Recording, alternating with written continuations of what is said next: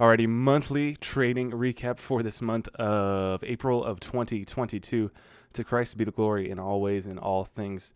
Extremely grateful for every single opportunity that I had this month to get after it, to be in front of the markets, to I want to say this every single monthly trader recap, but just to have the best occupation in the entire world. I get to wear no pants every single day. I don't have to listen to any boss. This is just absolutely incredibly awesome. I love trading aspect of it too. These monthly recaps, I'm just going to say that again, are just so meant for the broad term spectrum brush to be painted over them. That's why I do the daily trading recap, so I can get nitty gritty fine detail on each individual trade of what I'm looking for that day. But these monthly recaps are that broad spectrum, just kind of more artistic, I guess, view of how I want to view myself, how I view this past month, and especially what I'm trying to, where we go from here. I think that's what I use for most importantly on this one. Truly, I didn't even really want to do this one. That's why it's coming out like a week late into the month of May here. It just, I don't know what motivation was. It really wasn't there for the month of April. I think of it as the same mentality of doing taxes. Like, it's just so weird and frustrating to try to think back a year. It's just like, no, my brain is already so focused on what's going ahead. I want to keep looking over there. Like, why do I want to continue to waste and spend time backtracking and looking at all this? I know history is so important, and continuing to review your trades and blah, blah, blah. That's why I do the daily trading recap, and that's why I want to continue to learn from myself and who I was as a trader, so I can learn to where I want to go as a trader. But even at that, I just don't know, for whatever reason, this month specifically, just laying it out there, so saying it totally truthfully, that, yeah, this was not a big motivation or just a huge amount of source material that I was so ready to share on this month today. I've got a few notes that I wanted to go over, but just going to keep it very brief. And really, just this video is meant to keep the chain going. It's to not break the chain, as Jerry Seinfeld's expression to use there. Just don't break the chain of continuing to get these monthly recaps out each and every single month, and reviewing anything and everything that comes into my mind and pops into the frame of reference there, to be able to use and reflect upon in the future. That's why I do all these videos, and to have that history to look back upon what I just bashed. I do love to look at that in the past and just know where my head was at and know where I want to go in the future. So to cut things short, to get rid of the gobbledygook, some other quick notes that I just want to mention. This really was one of the first months that I think I found some more confidence in just not only myself, but in my trading, of really coming off of hard futures losses. It wasn't extraneous or crazy, just absolute YOLOing, but I defined a plan, and I don't think I really necessarily factored in all the potential risk that could be in those strategies, and then of course having to take those on head first and dealing with those that weren't something I wanted to do. Not like any big loss for any trader is something that they expect to have happen to them. If you expected it to happen to you, it wouldn't have been such a mental toll for you, right?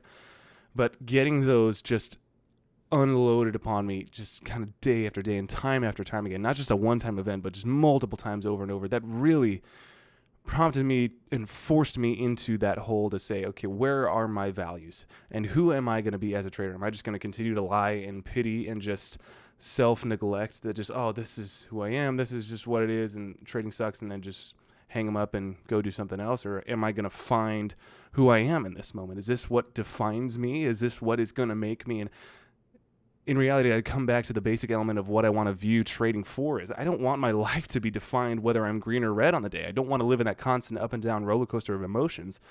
I cannot live my life that way. And on top of that, I can't find my vindication and self-worth in what the screen and the markets are telling me. That's just not living, and it's not who I want to be, and that's not why I started this whole venture to begin with. So of course, I'm getting kind of broad spectrum again already from there, but just kind of bring it back into this month. This was really just in these trades and in my ability. I think the biggest thing was in not taking specific trades. That was just what I found the most confidence in, and I think I built that on top of just having the experience overall of time spent in front of the computer to understand I don't have to trade that. It wasn't just any more of like a FOMO situation from the little events that did help me work through that FOMO on the future side of it as well, not forcing a chase trade, blah, blah, blah, all those different factors. But having that experience, and what I'm going to lead to as now we're getting to more of the summer months as well, not having that FOMO or just that desire and attachment, just like, I don't know what's going on. I just have to continue to bash my head at this day after day. I have a little bit of foothold underneath me to now say, as we go into May, June, July, to be willing to say, some days I don't even have to look at the computer. Like, there's going to be a real lack of opportunity. I can assume and make that educated guess based on what little past experience I have now, but also, of course, building off of what I knew and what was being told in that initial summer month and whatever just normal trading atmosphere, that there's cycles to the market inside the year itself. There's seasons, and the summer months are usually the incredibly slow months as all the Wall Street people are in the Hamptons and just off partying and vacationing. So in the same light, I really didn't know that to begin with, or couldn't like hold myself to that because I didn't know what I would be missing, or if, who knows if my summer months are my best months, and who was to say that for me without me proving that to myself beforehand, So working myself through that, and now just coming to this at least point right now in my trading career to say, okay, now I have a little bit of experience. I'm confident in that, and now I can go off of that more. In the same way of a losing trade or a winning trade or whatever playbook pattern trade, going through the motions once at least, getting just absolutely blown up and destroyed in the battlefield. Hey, that's an experience. That's something to build off of, and that is firsthand knowledge of what it is like, not just what somebody else tells me that it is or is not. That is one of my rule sets that I repeat to myself every single day. Trade what's there, not what somebody else told you is or is not there. There are so many. I love the example of the stupid tax, that somebody's got to pay the stupid tax, whatever mistake it is, whatever field it is, whether real estate or trading or blah, blah, blah. Pick your area of field. There's all these little mistakes that have to be made in order to make actual progress. Somebody's got to pay those stupid taxes. You can learn from somebody else paying that stupid tax, or you can just go ahead and pay it yourself again. And I think there's many areas in trading specifically that I can learn from other people saying, okay, that was a very stupid move. I don't want to pay that stupid tax myself in the actual form of P&L. So I'm going to let them pay that stupid tax and learn from it and avoid that penalty and just continue to move forward in my career and thank them for the advancement that they have brought to myself on that and potentially other people as well. And then on top of that, there's just other areas that it's just like, okay, I trust your word, and relating it perfectly back to the example of like, okay, summer months are slow. I can totally believe that, and I can get behind it. And I can kind of see it firsthand now in retrospect of looking at those past summer months last year of just like, yeah, there really wasn't any opportunity, and I was banging my head against the wall for no reason those days and totally disheartening myself and just obliterating any motivation I had from wearing myself down with a million paper cuts during those months. But now I can build myself on top of that, saying I actually went through it. And now not only do I have that experience of beating myself down and the firsthand experience of me doing it, but also the educated experience of other people going through the exact same thing and having that resource and valuable information to use that for me. And of course, should I try to pass that knowledge on to anybody else or anybody watching this, or of course any mentee that wants to come to me to learn this type of thing, I know there's just going to be certain things that it's different with everybody. Of just like, they're going to have to make that mistake themselves so they learn and know. And I know that same thing example for kids that I want to have in the future too. Of I can tell them every single day that stove is hot. You don't want to touch it. But just for whatever reason, sometimes it's just that desire of like, I have to know. I have to put my hand on that hot stove in order to know what it actually feels like, to know the reasoning, to know the why, to know the reason behind why we don't do that, and have that deeper and better understanding. The same thing of having the perspectives of both the short side and the long side, of knowing, okay, this is the area that I would be normally getting short. And I think Jack number 2 talked about this perfectly in one of the latest little TUI talk shows, or the daily trading recaps, or daily small cap recap of him. He's only really going long if he knows he would be, if it just keeps going against him, short. And that's the same type of methodology of just like having that open enough perspective to understand there's two sides to this equation. There's a buyer and there's a seller. Why would somebody be selling if your plan to buy this stock right here is so good? Why would somebody ever sell it to you then? And then vice versa, obviously, for the other side of it, of building that other perspective for the other side of the story. I love that example from Chris Cady of how many times he's made that of, you have to build that perspective on the other person's ideology for them to take that side, but then find the flaw that they're not seeing in that plan, because somebody's got to sell it to you. Somebody's got to buy it from you. In each of those trades, again, getting very broad spectrum with that one. Then I try to wrangle it and keep it as close to this month as possible, but that's just where my mind goes with all this. And I enjoy continuing my mind down that perspective and building those fundamental patterns of what trading is, and just talking through it to this camera that is my only friend at this point. I think this month, especially too, in that confidence, it was just that realization of a lot of these patterns that I was trading weren't my patterns. They were just it's a first green day gapper, or it's the first day gapper, or it's a second day play, a third day play, multi-day breakout move. All of these things I saw and recognized, and coming from the 2020, 2021 market, I saw charts where people would describe it as that and put that label on it. And then I would try to now recreate it and thinking I'm looking at charts here that are similar to those charts back then, trying to play it the exact same way, but it's just like not happening. I feel the reality of that situation was I never understood why those patterns actually worked. I never understood how the sausage was actually made. I was just expecting sausage to come out as I was just putting all these things in the vat. But it was never based, my trades were never based on an understanding of what were the actual movers and meaningful reasons that these things did these things. But it was just like, okay, I think I'm seeing this, and it looks similar based on a chart aspect, but a chart isn't the market.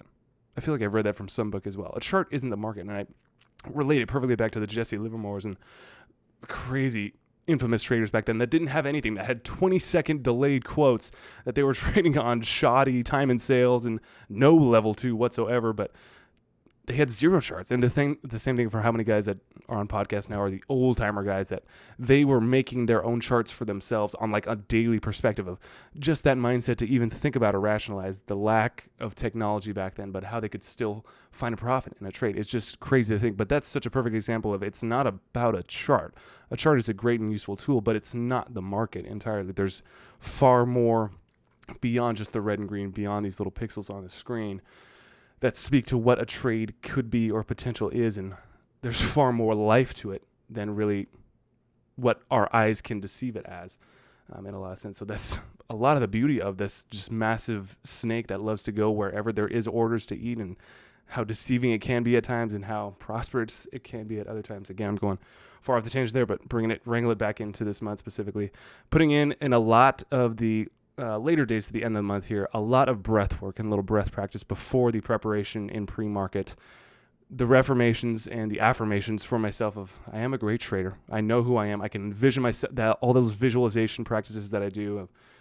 This monthly goal for May coming up is be the trader that you envision yourself being. And that's, I feel like what a statement that is just in itself of it's like, be that guy. You know, I was trying to be this and thinking that money was going to solve that problem, but it's not about just like money. It's not about something looking good on a trade. Of course, to where you even go with that, there's just so many gray areas I know with this trading for how abstract I want to, that's the word I want to say with all of this, abstract in these monthly trading recaps. But for some phrases that can get so abstract, but it truly, there's so many gray and undefined areas. But at the end of the day, it is that black and white level of, are you green? Are you making money? Are you not making money? It doesn't matter how good the chart looks or what you felt about it, what you thought your perspective was on it. Did you make money or did you not make money? With this future strategy specifically, I know that so many people could look at this little future strategy I'm doing that's having a decent amount of success right now for the hit rate that I'm kind of adjusting to the flow of what I feel I'm seeing. I feel like I could find so many people of every other trader, if I ever show that to them to be like, okay, yeah, you're kind of lucking out, but that's just a stupid trade. Does it work over the long term? Blah, blah, blah. Come up with an entire scroll list of reasons why it's stupid and why it's just ugly and not profitable over in the long term and blah, blah, blah, all these reasons. I mean, it doesn't matter. It's making money, right? I could do that the exact same thing with, I always use the example of Jackaroo, like to visualize and see his trades post-trade of what he pulls up for his entries and executions for the things he held through the things that he just continued to not sell into or not liquidate his position at these specific areas, blah, blah, blah. So many different factors. It's just like mind-blowing to try and rationalize those types of trades or me taking out that same type of trade. But that's the difference of it. I'm not taking that trade. That is his trade. And that's why he's so flippin' successful, because he's making money. He's doing what we want to do. And at the end of the day, that's what we're here for, is to freaking make money. It's not about what looks so pristine and what was a beautiful little entry and exit and what's a very nice chart to be a part of. It's about freaking making money. So always pushing that harder and harder and not trying to be right. I don't think I ever really was trying to do that or try to put my perspective on the market and assume like, oh, the market has to do this exactly from right here, right now. But I feel there was still that lingering little attachment to that. and just being able to remove the ego from the equation and just come to the markets every day saying, hey, is there money to be made? Are there nickels to be picked up in front of the steamroller? I don't even want to tempt you, steamroller, but are you laying out any nickels for me to pick up? And looking at it from that perspective and just singles adding up. I love that Tim Sykes quote. That is an absolute awesome adage of the singles add up 100%. I'm not going to become a millionaire in one single trade. It could happen in the future, I know, for where I want to take this trading career, but I'm not going to do it tomorrow. And it's not going to be the next day after that. And it's not going to be this month.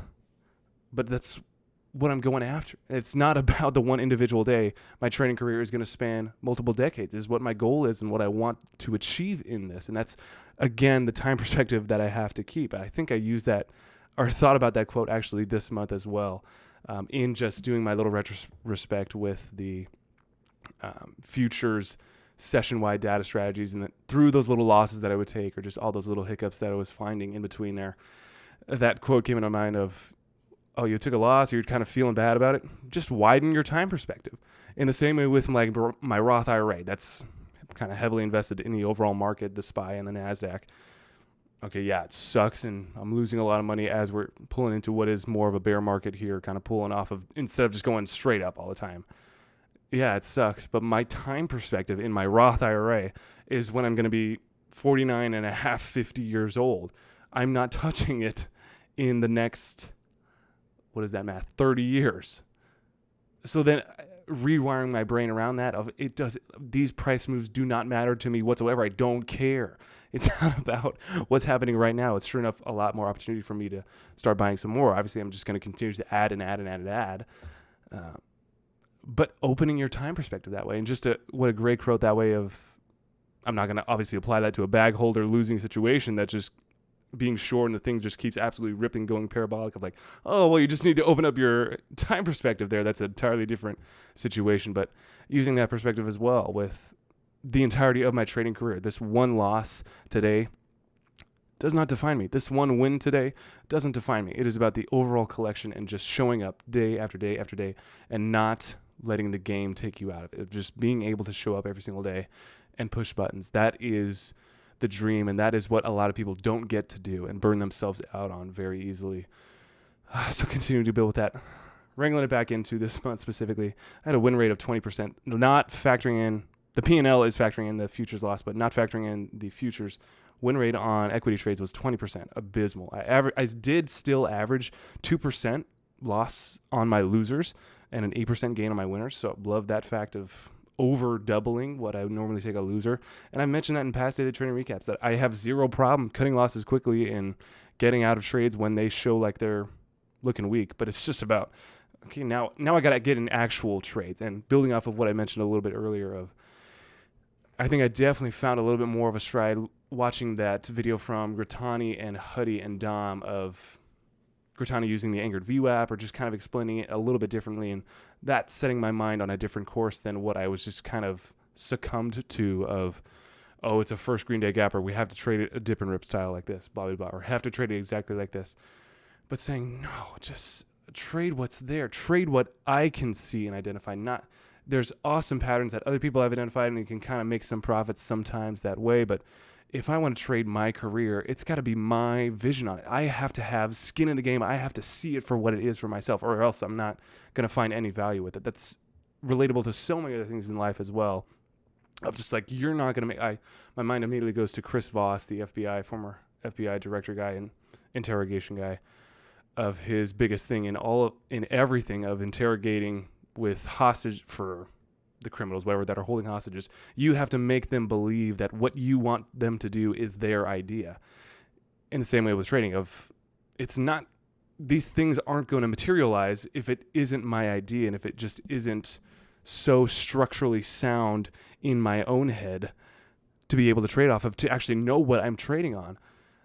So bringing it back in, building on top of that, of just that, now identifying more so what I could view to be actual winners, of more trades with a higher win rate than just what I was kind of throwing myself at, and getting some awesome practice at cutting losses quickly. I think I've got that pretty much nailed down. I don't have a problem with cutting something very quickly, but just of, okay, now we need to put ourselves in more winners, and just that is the next step from that.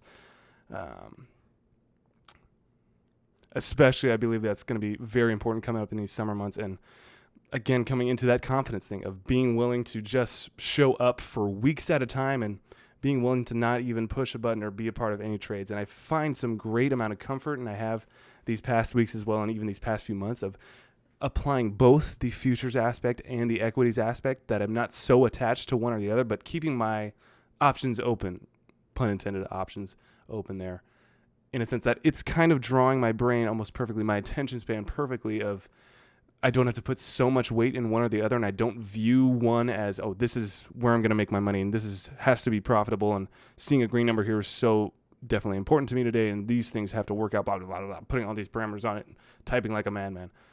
But I feel like there's a great balance for whatever reason that my brain finds attractiveness to, that of looking at my scanners and what's popping in the morning in the pre-market on the equity side of it, but then also looking at SPY and the overall market and trading that in the morning as well too, playing around with some 1 MES contract sizes of trying to find a potential green day or potential trend day, see if we can ride along with something with that, see if we can find a double bottom, any little pattern that way for a nice little, very beautiful risk reward trade there. I think there's going to be plenty of opportunity, especially tomorrow going into May the 9th.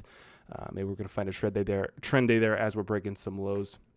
Recently, that's what I'm potentially going to be trading. But either way, of using the balance of that as another level and step up of, gosh, I'm finding some opportunity here on futures, but it's not like I have to go full bore 100% into them. I'm finding the balance still of, hey, see what's popping up on the NASDAQ small cap sectors and see if there's anything moving. Watching those at the same time while I'm still looking at the overall market and the cues and the tick chart to see how that's moving their buying and selling pressure along that way. I think there's a good balance there and a good mix with that to add to, especially as the summer months, to keep my focus and not just go so maniac crazy when there's just going to be absolutely nothing and barren desert on the scanners over June, July months there.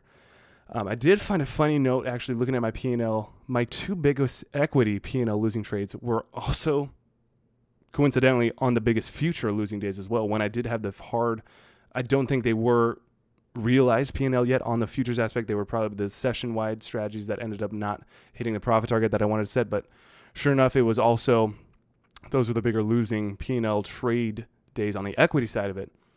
Kind of coincidentally, I don't think there really are any coincidences, but maybe there was just something subconsciously in me in there thinking that these things weren't going to happen, or just wasn't looking so set or firm in stone at that moment, and that caused me to make some other trades to try and recuperate that or reclaim it. But just a funny note to see in there as well, and something to keep on top of as well. I loved the monthly recap from Kyle Williams for one of his first red months in an incredibly long amount of time. But of the notes he was making as well of tax week, of him having to take a big portion of his account out to pay taxes, of how that was also one of his biggest losing weeks, biggest losing trades, of him trying to attack VERU still in the up move, and he was trying to trade it to the short side there, but just how he kind of noticed that same thing as well, that maybe there was something there subconsciously that prompted him to try and reclaim what was a small account back into that big account, and that something with that just number subconsciously acted within him to prompt that. So definitely keep noting it and being self-aware of it. In retrospect, it could potentially apply to something more in the future there. So funny note potentially that I saw on the P&L and other things that way. Future strategies still, we were able to get a lot of the bugs out more this month, and we've got it pretty close and fine-tuned for the meantime. And of course, I think there's always going to be more bugs found and more adjustments to be made for the ebbs and flows in the market of what it wants to say. I think the tough part that I have to hold myself accountable to and get more on top of is making sure that the strategies are turned on the NinjaTrader window. My computer is on. I sometimes miss that with the Sunday futures open, of just not being prepared and ready, of having that thing on early and set, ready to go, or just even randomly throughout the week for whatever reason that I turn them off. Like, they're off now because they're already scaled out of those trades. But of like for Monday, I'm going to be away from the computer for pretty much all the rest of the day Monday, of making sure that those are on and ready to go, and keep myself accountable to that, because even though I just miss out on one green trade that totally screws up and disrepairs what this back testing of the strategy is, even though it seems like one small trade, and for what small size I'm taking on them right now, it's like these are critical. That is not how I want to conduct myself in my overall trading, and I want to say free money that I'm missing out on, and I cannot continue to do that. And those small mistakes I'm slowly starting to eat up and noticing myself and prompt myself to not find myself in those anymore. So excited about that, and just excited to continue to get after it and have a little bit of a mental break here for these summer months, and not forcing myself to just go so crazy, trying to wake up so much earlier and putting all these hours and just absolute craziness. Of course, that's always going to be there, and there's studying that's always going to take place. That's never going to end. I will always want to be a student, just continue to learn. And I think that one of the bigger things that I learned from Kyle Williams, little red month there that he had to, just another thought I had on top of it, is to never get in that perspective or mindset that no matter how much money I have or accumulated from the markets, that I still know nothing. I am still not ever going to be a master of the market, and there's still plenty of people who want to take my money, and this ever-changing and adaptive market is more than willing to force me to bow down to it and humble myself each and every single day. And it's never an easy minefield to walk across. This is one trade can absolutely wipe me out just like that. And having that respect and not so much fear of living in fear, but just the respect aspect of it, I think the good word is for that, of approaching every single day that this could be the last, and just keeping myself on top of myself, that it is not easy or free money. Sometimes it does feel like just an ATM, but it is certainly not that way. And just holding myself accountable to that, and always having that fresh perspective and fresh, kind of a weird example, but just of keeping that wound open of those hard losses that I've taken already. And I know there's going to be far bigger and far greater losses in the future, but just always keeping that fresh perspective in mind, and that this is not easy. That's why people lose. That's why it is so dangerous. Why it's so awesome on the upside, because it can be so dangerous and lethal on the downside too. Respecting that yin and yang aspect of it is definitely a key factor for the growth of a long-term trading career. But that is really all I had. Tried to keep it as clinging to this month as I possibly could, with bringing some broad stroke notes into there, but extremely thankful for each and every single day and opportunity. And again, not having to freaking wear pants or talk to any boss, and making my own hours and putting in the study time that I want to be putting into. This is what I want to be doing. And that's just the biggest thing that I absolutely adore about every move of every price change of every stock. It is just absolutely awesome. I'm extremely thankful for it. And I thank you guys for watching. We will catch you guys on the next one.